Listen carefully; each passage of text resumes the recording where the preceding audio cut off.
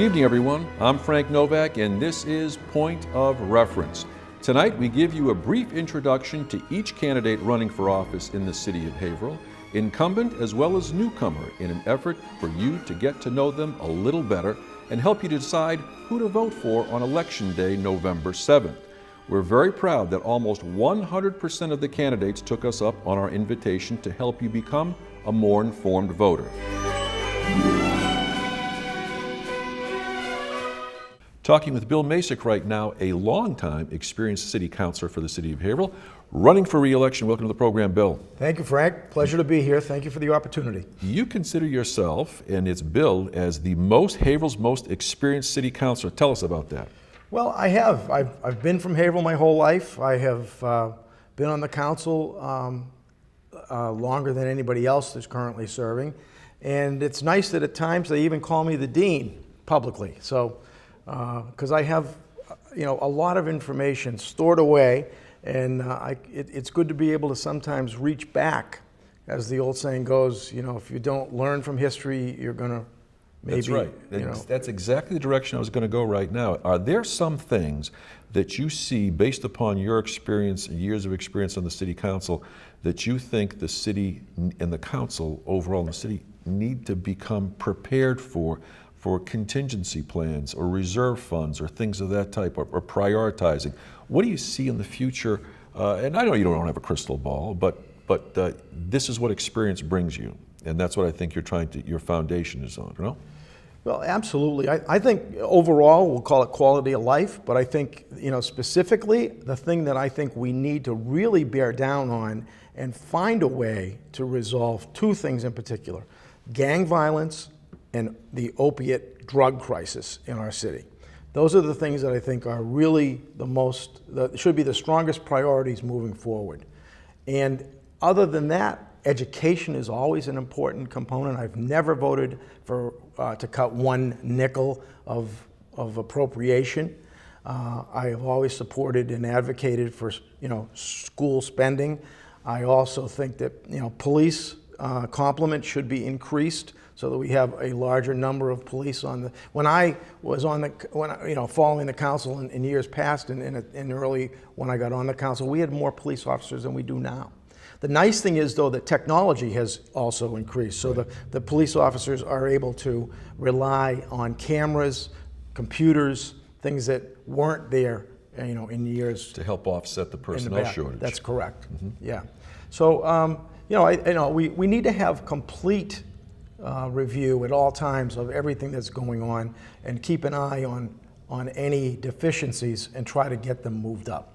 That's the way I look at it. Biggest challenges facing the city of Haverhill in the next, let's say in the short term, upcoming years, do you think are what? And what do you think you have to be prepared for? Well, I also want to look at zoning. I think we need to, I'd like to see some additional rezoning of areas to create business and industrial parks, hopefully right off 495, easy access. That's what they look for, so that we can bring in more jobs and more commercial industrial tax dollars, because I don't want to see the tax rate in Haverhill, which I didn't support the last tax rate increase last year. Mm-hmm. I felt it was too high for the residential factor on the classification, and I won't be supporting anything close to that in coming up this year, because the people need to have affordable housing in Haverhill. That's always been Haverhill's draw card, and it's always how families can stay in Haverhill.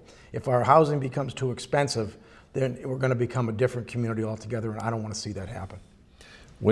If that's from a taxation standpoint, what is your view on nonprofit organizations, many of which in other communities and even in this community have volunteered to make a payment in lieu of taxes because of their tax exempt status?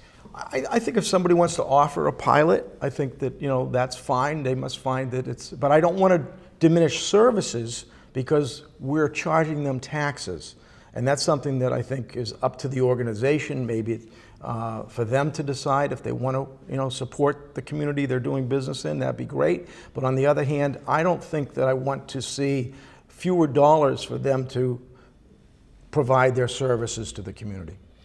I know that you happen to be in the city council, not on the school committee. School committee deals with policy, the city council deals with budgetary issues as well, and that includes the school department. And when you figure out of 351 cities and towns, Haverhill used to be rank among the middle as far as spending per pupil. Now we rank near the bottom for spending per pupil. How do you plan to be able to reconcile that if you don't want to be able to increase, I'm not saying revenue enhancement, if you don't want to increase taxes in order to try to offset that? You know, that's a tough question, but I will tell you this, and there's a misconception that we have control over the school budget. We don't. As I said, I've always voted for every appropriated school budget, never looked to cut anything. If we move something on the bottom line, or in a line item, then the school committee in the next meeting can replace that money. We can't play with their budget.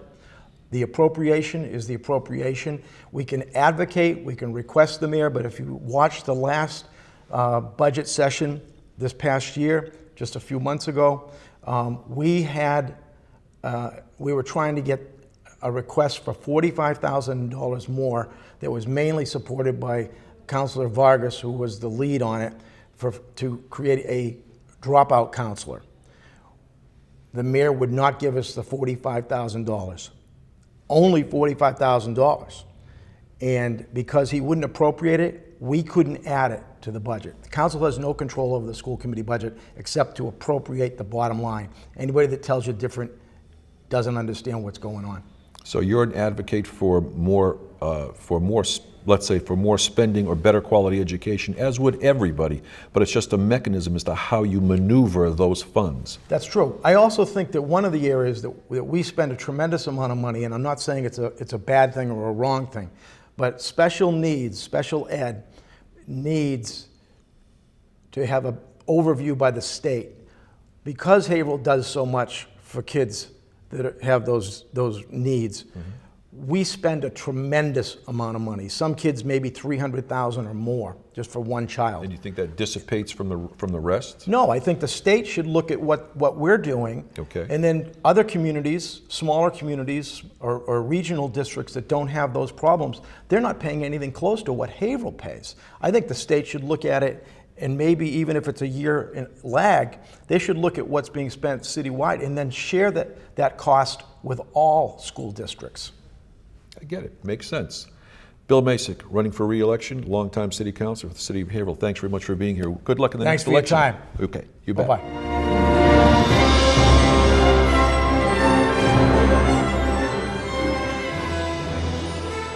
I hope that this program has been a point of reference for you. And until next time, my name is Frank Novak, and thanks very much for watching. And remember to vote on November 2nd.